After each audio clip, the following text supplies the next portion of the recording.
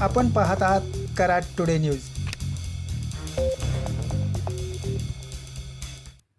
कोयना पाणलोट क्षेत्रात जोरदार पाऊस सुरू आहे। त्यामुळे कोयना धरणातील पाणीसाठा नियंत्रित करण्यासाठी आज बुधवार दिनांक 29 जुलै रोजी सकाळी 9 वाजता धरणाच्या पायथा वीजगृहातून 1050 क्युसेक विसर्ग सुरू करण्यात आला आहे।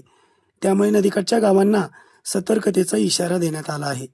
आज सकाळी 8 वाजता धरणातील पाणीसाठा 82.39 TMC झाला असून धरण 78.28% भरले आहे। आज सकाळी 8 वाजेपर्यंत कोयना येथे 88 मिलीमीटर, नवजा येथे 100 मिलीमीटर पावसाची नोंद झाली आहे। सध्या धरणात 26,730 क्युसेक पाण्याची आवक सुरू असल्याची माहिती कोयना सिंचन विभागाने दिली आहे। दरम्यान कराडसह परिसरात पावसाची उघडझाप सुरू आहे।